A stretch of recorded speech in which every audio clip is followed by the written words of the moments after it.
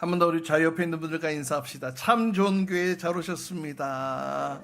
예, 참 좋은 교회 잘 오셨습니다. 아멘, 아멘. 하나님의 놀라운 은혜가 오늘 이 성전 또 주님 앞에 예배드리러 나온 여러분들의 심령 가득가득 채워지기를 주님의 이름으로 축복합니다. 우리가 무더운 날씨를 뚫고 주님 앞에 예배자로 나온 것 아니겠습니까?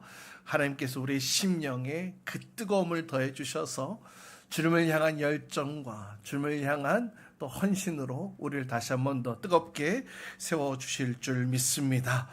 아멘. 예.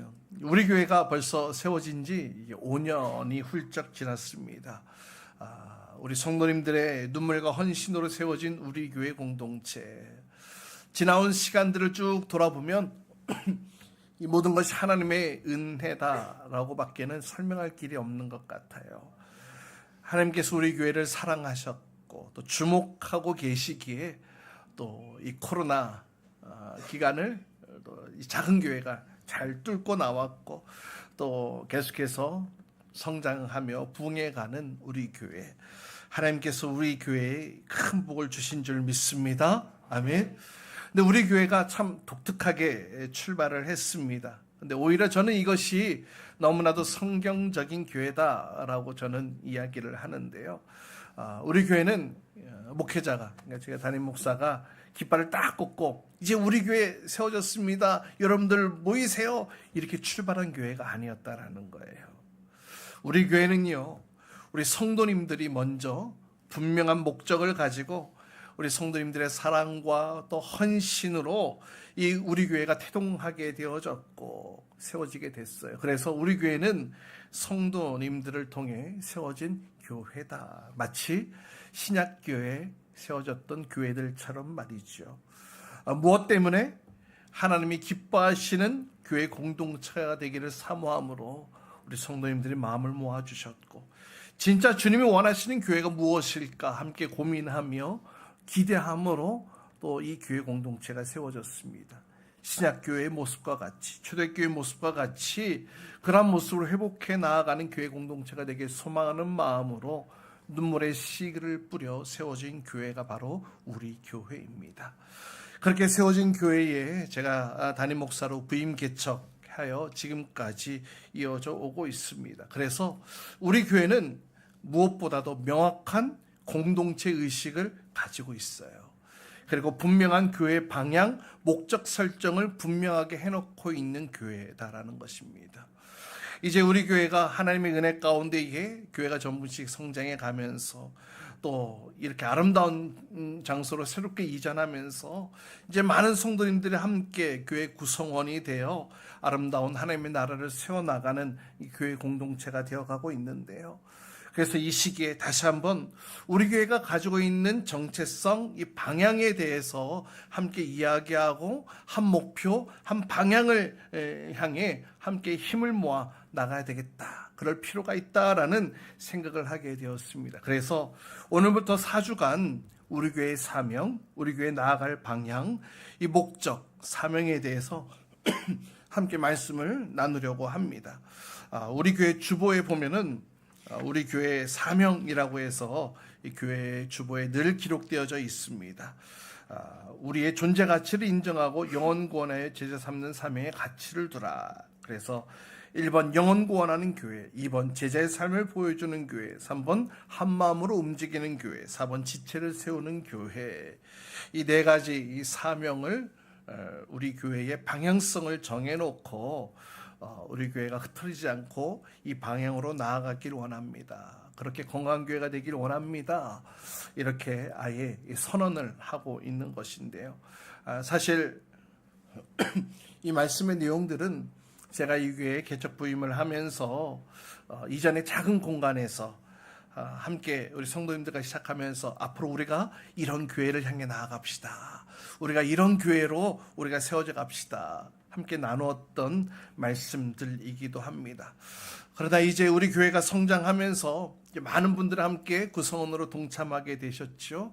이때 다시 한 번 더 이 말씀을 우리가 나눔으로 인하여 우리 교회에 나가야 할 방향, 이 목적에 대해서 함께 점검하고 또 함께 이 비전을 나눔으로 인하여서 우리 교회가 한 방향으로 나아갈 수 있는 그런 시간들 될 수 있기를 주님의 이름으로 축복합니다.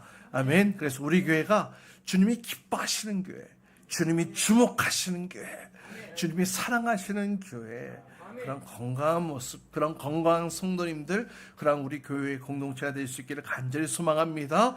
그래서 주님이 칭찬받는 우리 교회, 또 주님이 칭찬하는 여러분, 우리 성도님들, 그런 교회 공동체가 되어졌으면 좋겠어요. 자, 우리 교회 정신, 우리 교회의 정신을 알아가는 그 첫 번째 시간, 첫 번째입니다. 한번 따라해 봅시다. 우리 교회는 영혼 구원하는 교회입니다. 예, 우리 교회는 영혼 구원하는 교회로서의 사명을 가지고 있습니다. 우리 교회의 우리 성도님들을 보면 다양한 사업군에서 일하시는 분들이 계십니다. 특별히 우리 교회에는 첫 출발부터 우리 반주자로 섬겨주신 우리 수아자매님이 계시는데요.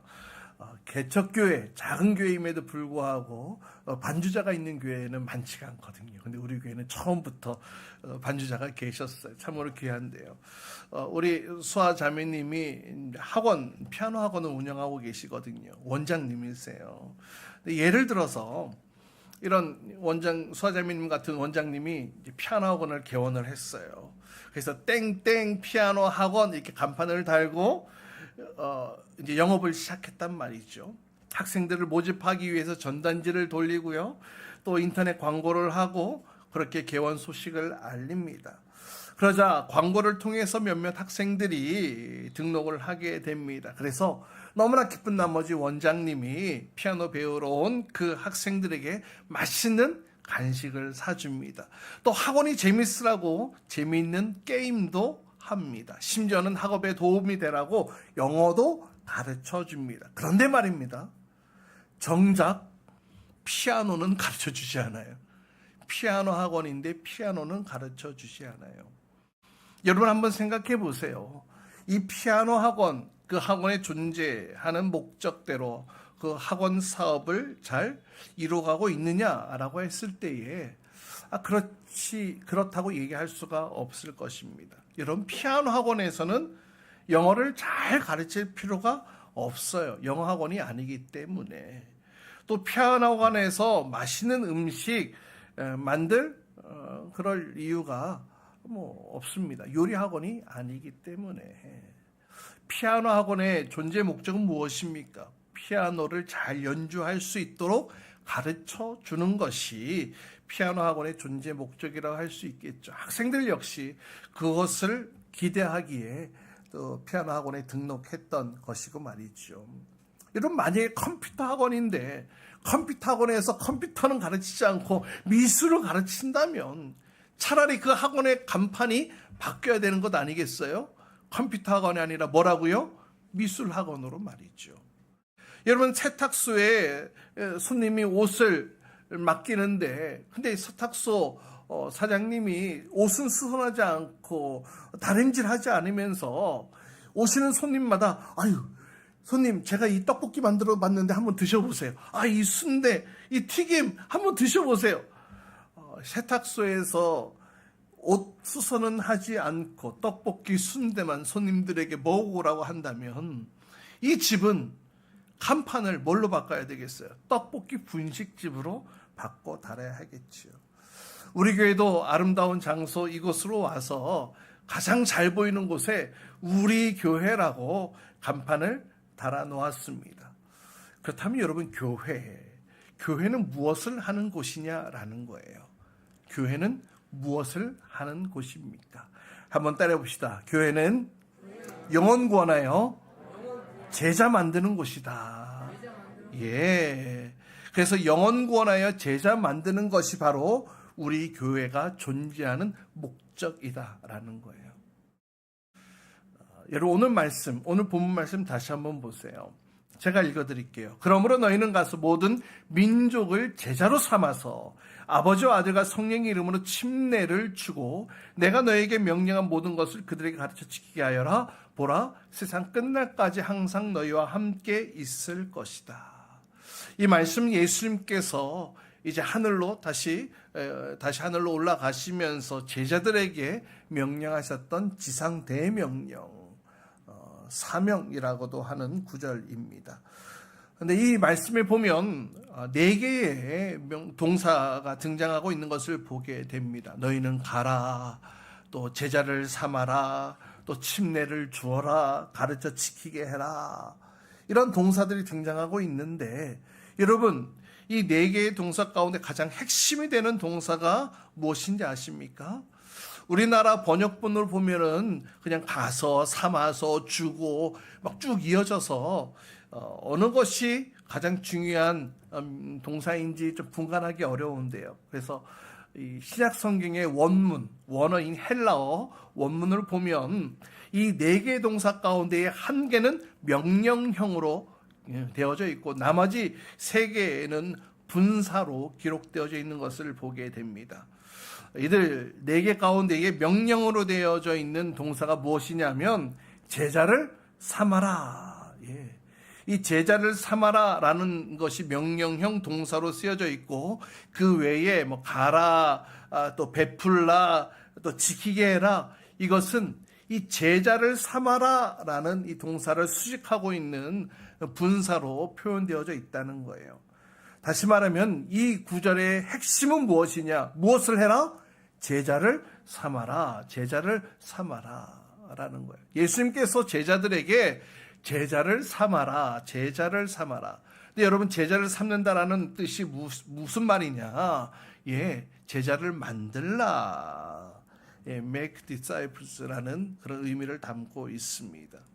그러니까 예수님께서 당신 앞에 나왔던 수많은 사람들 가운데에 그 제자들을 만들어 가셨던 것처럼 지금 이제 예수님께서 하늘로 승천하신 후에 남겨진 제자들에게도 동일하게 영혼 구원하는 제자 삼는 일을 해야 될 것에 대해서 말씀하고 계셨다라는 거예요. 바로 그것이 교회의 시작이었던 것이죠. 그러한 제자들이 함께 모여 교회가 세워지게 된 것입니다.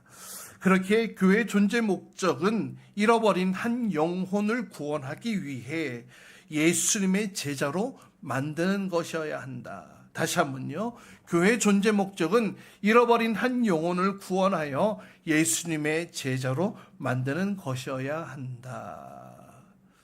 교회에 사는 일이 무엇입니까? 교회에서 하는 중요한 일들이 무엇입니까? 라고 질문하면 어떤 분들은 예배예요, 선교예요, 전도예요, 봉사예요, 교육이에요, 뭐 다양한 교회의 일들을 이야기할 것입니다.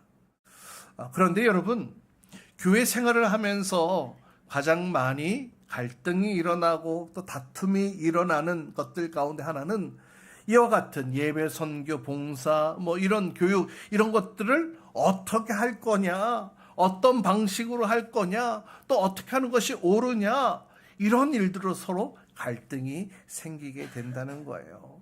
뭐 사역자는 사역자대로, 평신도는 평신도대로 서로가 가지고 있는 기준과 잣대들로 인하여 서로 간의 갈등이 일어나기도 합니다.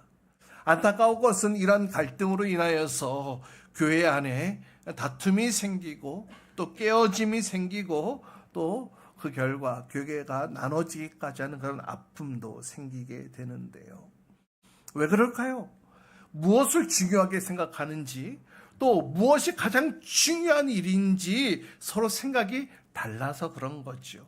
나는 이것이 중요해요. 나는 이것이 가장 먼저예요. 서로 입장차가 생기기에 나타나는 갈등들이라는 거예요.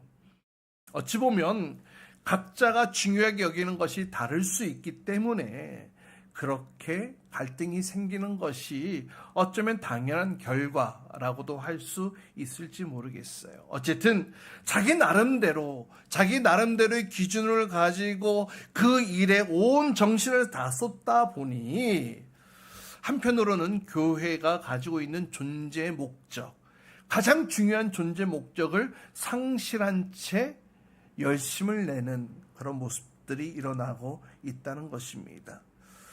어쩌면 교회가 세속주의, 물질주의에 물들어서 예수 그리스도의 몸으로서가 아니라 마치 이 자리에 앉아있는 이 성도님들이 마치 주식회사의 주주들처럼 내가 이만큼 지분 가지고 있어요. 내가 이만큼 지분 가지고 있어요. 내 이야기를 들어야 돼요. 내 말을 들어야 돼요. 내 목소리를 들어야 해요. 하면서 서로 다투고 싸우고 서로 분량을 채워가는 그런 교회 주식회사가 되어버리는 것은 아닌가. 그러다 보니까 다 자기 목소리를 내고자 하는 것이죠.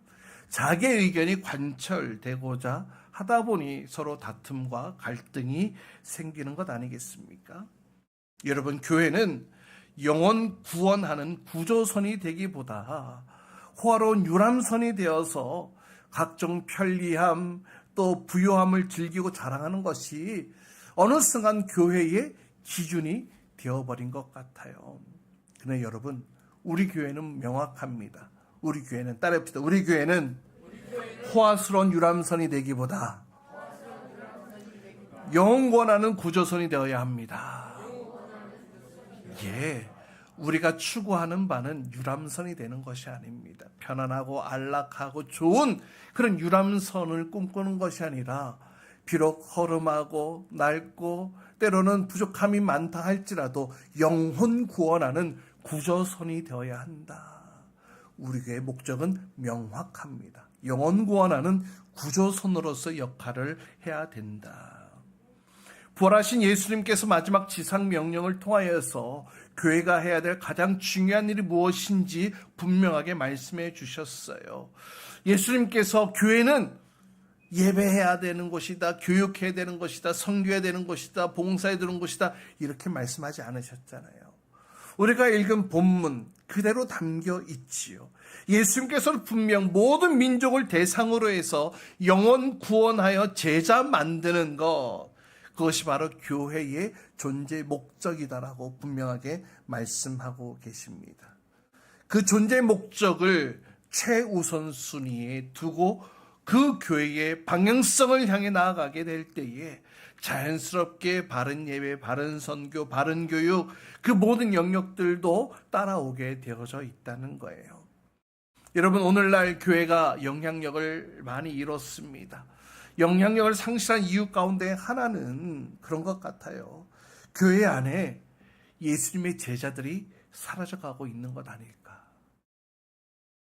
예수님의 제자들이 사라져가기에 그 영향력들이 사라져가고 있는 것은 아닐까, 이런 생각을 해보게 됩니다.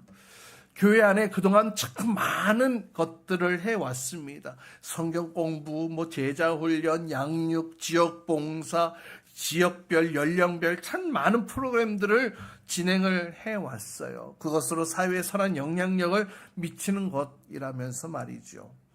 그런데 한편으로는 좋은 결과도 본 것이 있지만 또 한편으로는 시간이 흘러가면서 깨닫게 되는 것이 성경 공부를 수료한 사람이 예수님의 제자가 되는 것이 아니라 성경을 많이 아는 학자로 만들어버린 것은 아닌지.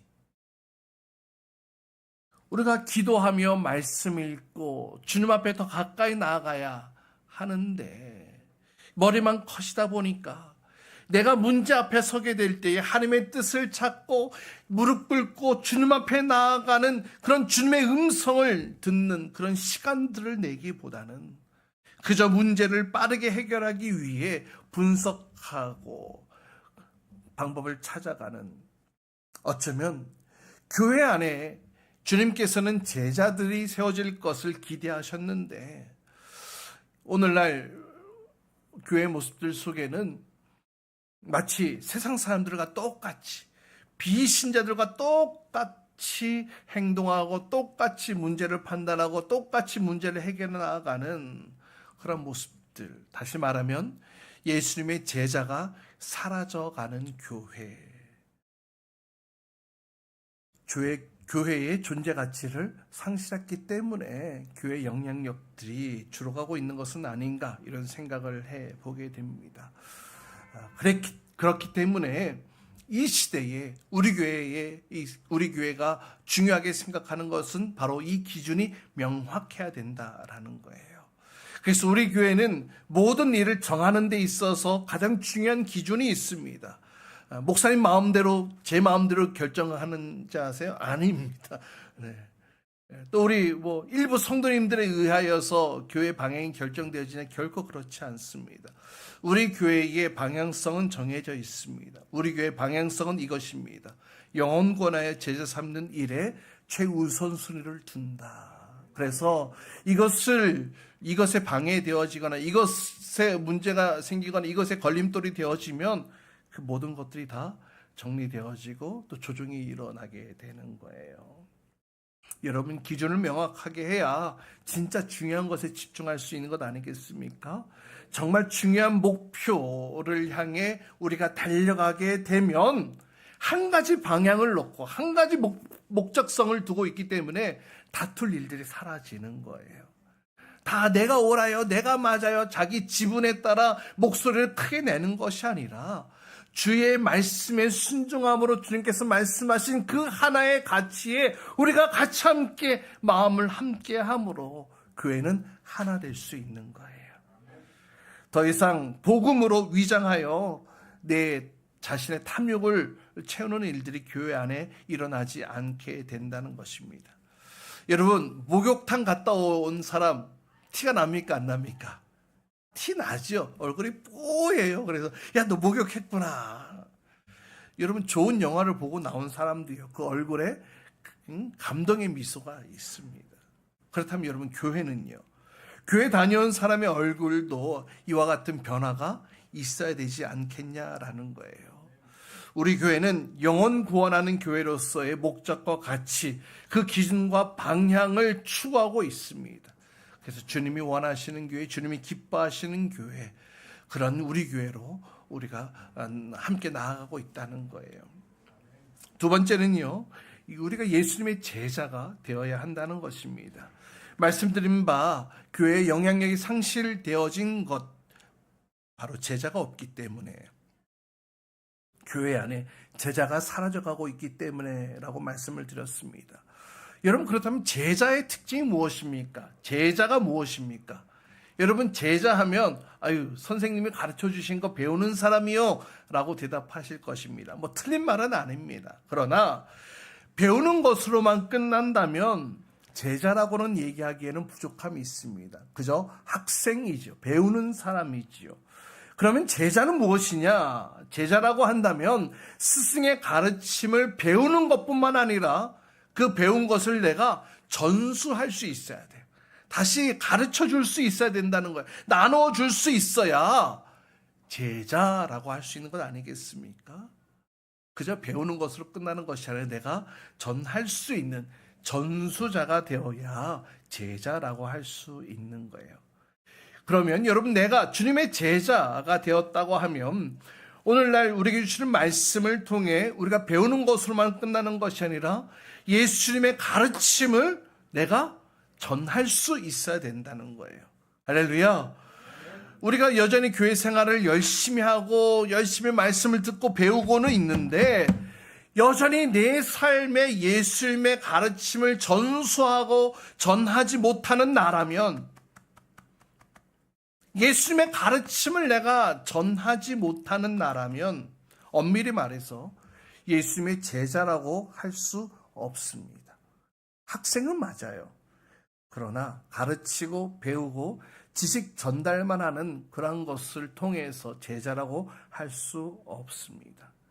예수님께서도 제자들에게 하나님 나라의 말씀을 그냥 몇 과목씩 가르쳐 주셨던 것이 아니었습니다. 그것으로 끝난 것이 아니었어요. 예수님께서 이 땅 가운데 계셨던 공생의 3년 반이라는 시간 동안 예수님께서는 그 사랑하는 제자들을 택하시고 그 사랑하는 제자들과 함께 동고동락하시면서 삶을 통해 직접 보여주셨고, 삶을 통해 직접 가르쳐주셨고, 삶을 통해 직접 알려주셨어요. 다시 말하면 예수님께서는 삶으로 제자들을 가르쳐 주셨고, 제자들은 그러한 예수님의 모습을 배워서 체득함으로 예수님께 배운 그 삶의 모습들, 그 가치관을 이제 나중에 다시 전하고 가르치는 자가 되어졌어요.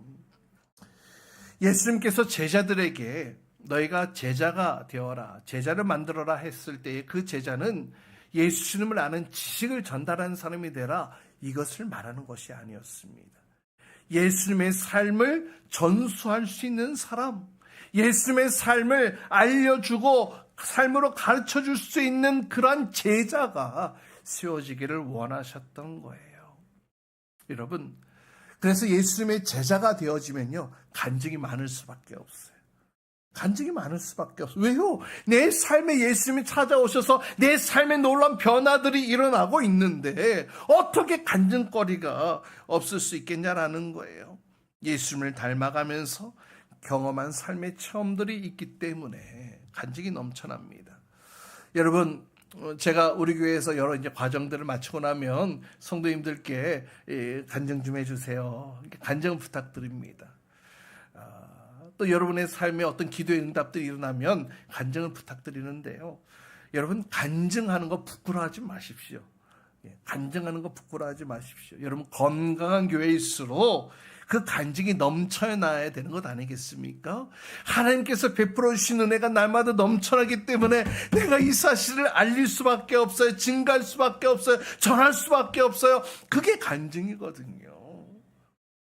여러분, 그러니 여러분, 간증 부끄러워하지 마시고 내 삶에 역사하신 그 하나님의 그 놀라운 일들을 우리의 삶 가운데 마음껏 드러내며 증거하는 저와 여러분 될 수 있기를 주님의 이름으로 축복합니다. 아멘. 여러분은 제자입니까? 여러분은 예수님의 제자 맞습니까?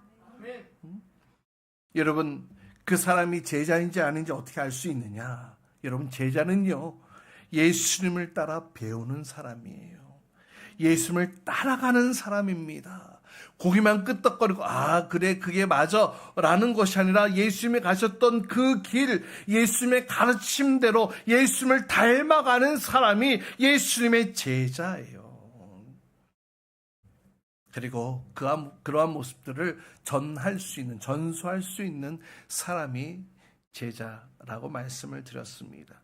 여러분, 디모데전서 2장 2절에 보면 제자가 어떻게 전수되어지는지 그 과정에 대해서 말씀해주고 있는데요. 디모데후서 2장 2절 말씀 보세요. 우리 같이 함께 읽어봅시다. 디모데후서 2장 2절입니다. 시작. 그대가 많은 증인을 통하여 나에게서 들은 것을 믿음직한 사람들에게 전수하십시오. 그리하면 그들이 다른 사람들을 또한 가르칠 수 있을 것입니다. 아멘. 제자는 무엇을 배우고 무엇을 전수해야 된다고 말씀드렸습니까? 예수님의 삶을 배우고 예수님의 삶을 전수해야 된다 말씀드렸어요. 바로 그 주님께서 원하신 제자를 만들라, 제자를 세워라. 바로 이것을 주님께서 원하시는 거거든요. 그 주님께서 오늘도 저와 여러분에게 바로 이와 같은 사역들이 재현되어지기를 기대하고 계시는 줄 믿으시길 바랍니다. 우리를 통하여서, 우리의 삶을 통하여서 예수님이 하셨던 그 일들이 증거되어지고 전달되어지고 전수되어지기를 간절히 소망합니다. 우리가 예수님의 제자가 되어질 때 그것이 가능한 것 아니겠습니까? 우리가 예수님의 제자가 되어 예수님의 삶을 우리의 삶으로 증가하는 저와 될 수 있기를 주님의 이름으로 축복합니다. 마지막 세 번째는 제자를 만들어야 합니다. 오늘 본 말씀의 제자가 어떻게 만들어지는지, 제자를 어떻게 만들어야 하는지를 정확하게 가르쳐주고 있습니다.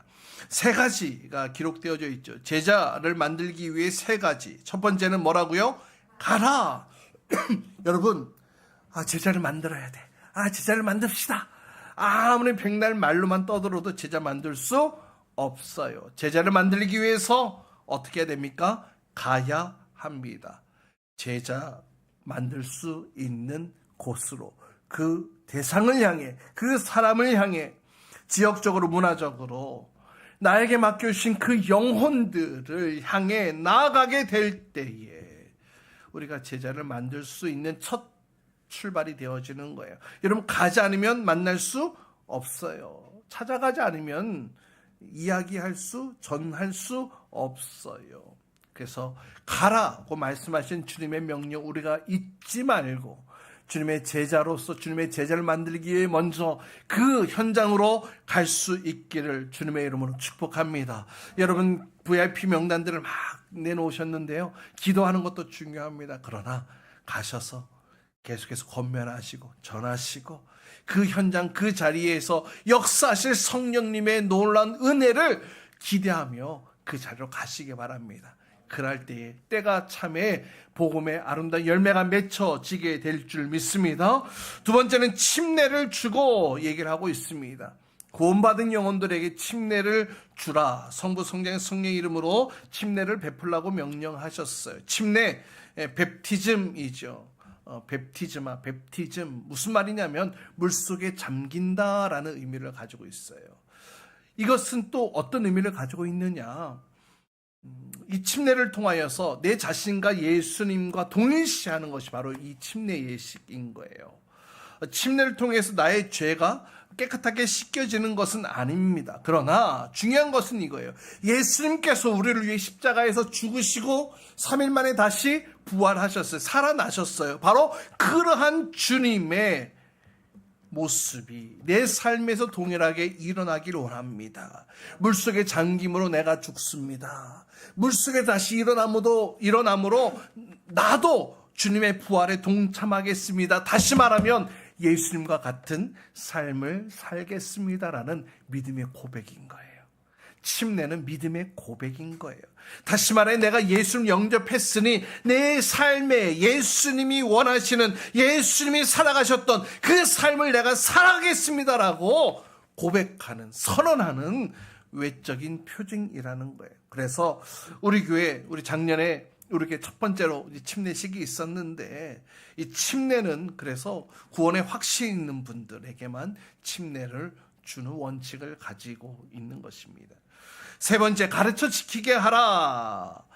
예수님의 제자로 우리가 살아갈 때에 나로 하여금 또 그것으로 하여금 지켜 가르치는 그 과정들을 우리에게 말씀하셨어요. 그래서 우리 교회에서는 교회 교육 정규 과정이 있습니다. 그래서 새 가족이 오셔서 등록을 하게 되어지시면 무조건 예외 없이 이전에 내가 어떤 직분을 가졌건 상관없이 우리 교회 오시는 모든 분들에게는 예수님을 만난 그 성경의 사람들의 이야기를 중심으로 해서 구원의 확신을 점검하고 정확한 목적성을 함께 나누며 이 생명이라는 이 새가족 교육을 4주간 받게 되어져 있습니다. 그래서 이 시간들을 통해서 나의 신앙을 다시 한번 점검하고 함께 같은 목적, 같은 방향을 향해 나아갈 수 있도록 교육하고 있습니다.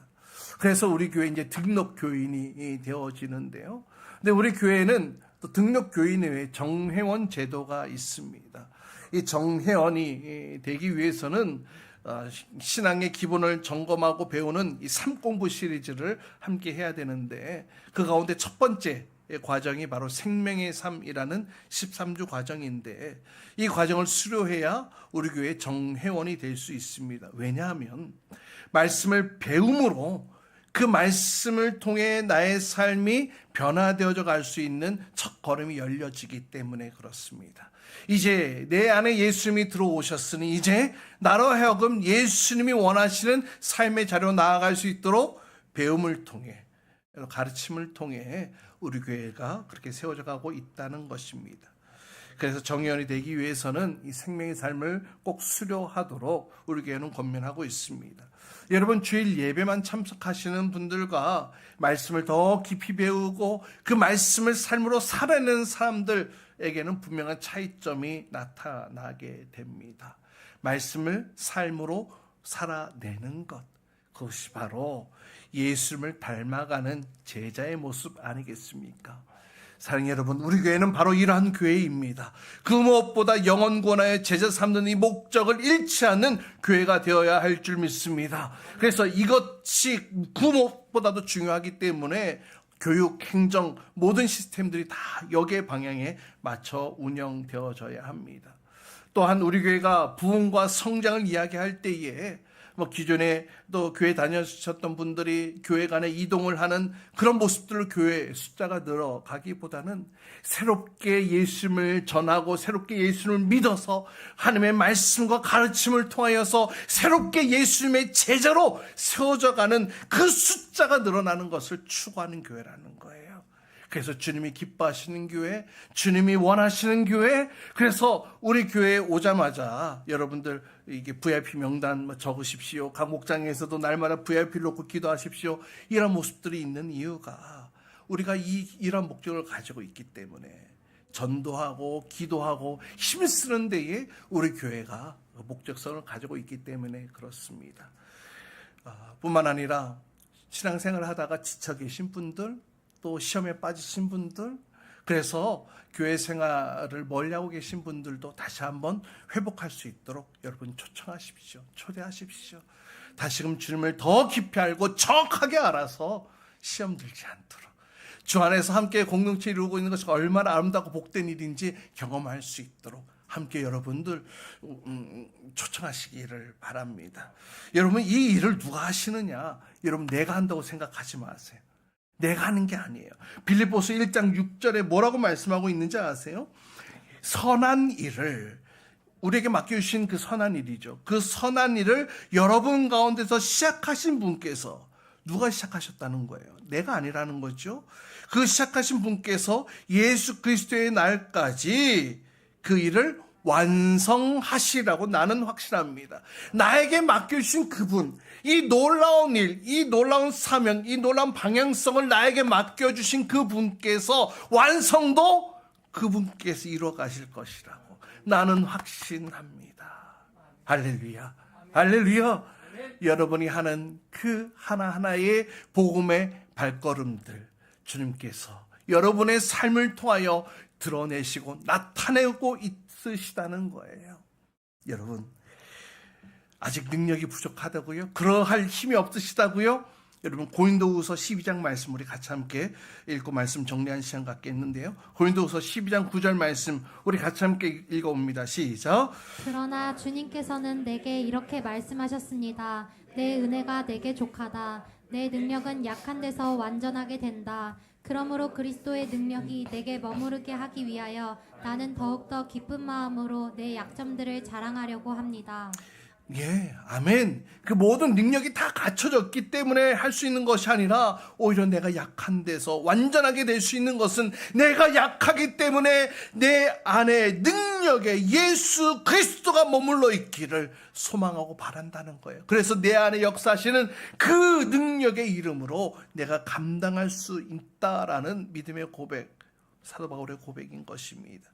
내가 약하기 때문에 더 그리스도를 의지할 수밖에 없다는 것, 이것이 나의 은혜이기에 나의 약점이 오히려 자랑이 된다라는 이 고백, 저와 여러분 우리 교회 공동체의 고백이 될 수 있기를 주님의 이름으로 축복합니다.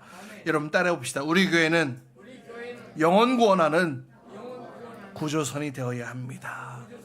한 번 더, 우리 교회는 영혼 구원하는 구조선이 되어야 합니다.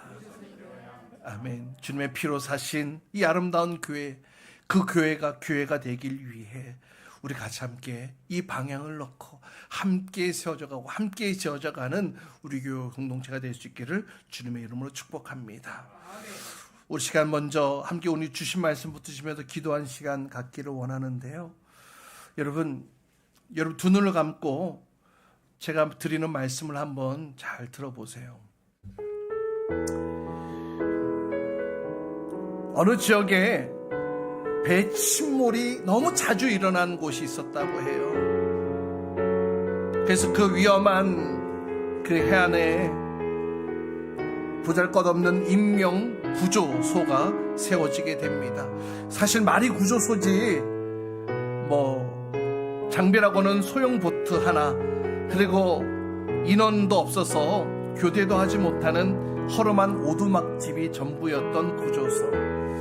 그런데 이 구조소로 인하여서 많은 사람들이 조난당한 것으로부터 건짐을 받게 되고 또 생명을 건짐받게 됩니다. 그러면서 이 구조소가 유명하게 되어져요. 그러면서 시간이 흘러가면서 이 구조소를 통하여서 도움받게 되어졌던 사람들이 함께 후원하고 또 함께 이 구조소를 지어놨기 시작하면서 이 구조소에는 보트도 여러 척이 생기고 또 대원들도 확충되어져 갔다고 합니다. 그러면서 전에는 위협을 무릅쓰고 구조에 직접 나아갔던 사람들이 이제는 형편이 넉넉해지다 보니까 이제 돈을 주고 사람을 사서 구조하게 됩니다. 또 구조소 건물이 너무나 초라해서 새로 크게 짓고 장비도 갖추게 되어집니다. 또 구조받는 사람들이 점점 많아지다 보니 편하게 쉴 수 있는 공간이 필요해 좋은 침대 또 좋은 가구들로 대피소를 만들어 갑니다. 그렇게 구조소를 돕기 위한 후원들 많아지고 또 이 구조소를 돕기 위한 회원들이 많아지기 시작합니다. 그러다 보니까 이제 정기적으로 회원들이 모일 수 있는 장소가 필요했어요. 그래서 구조소를 변경해서 회원들이 수시로 모일 수 있는 공간을 마련합니다. 그러다 보니까 구조하는 일보다는 먹고 마시고 놀고 친교하는 일이 더 많아졌고 이 구조소는 회원들의 사교를 위한 회관으로서의 인기를 누리게 됩니다. 때마침 근방 연안에서 큰 배 한 척이 큰 파도로 인해 침몰되어져 가는 상황 속에서 고용된 구조원들이 신속하게 구조를 하기 시작합니다. 구조받은 사람들 그 몰골이 형편이 없었습니다. 병든 사람도 있었고 다친 사람도 있었고 또 다양한 인종의 사람들도 있었습니다. 그러면서 이 구조소의 관리위원회가 소집되어집니다. 수집되어진 이유는 이 구조소 안으로 그들을 들일 수 없다는 이야기 때문이었습니다. 왜냐하면 이 구조소 회원들이 모임을 가져야 되고 또 사교활동에 방해가 되기 때문이라는 거예요. 어떤 회원들은 이 구조소가 세워진 이유가 무엇입니까? 인명구조를 하기 위해 세워진 것 아니겠습니까? 라고도 이야기를 했지만 대부분의 사람들은 우리가 모여있을 곳이 필요하다는 이유로 인명구조를 계속 할 것인지 안 할 것인지 투표를 하자고 합니다. 그 투표 결과 회원들 간의 관리가 더 중요했기 때문에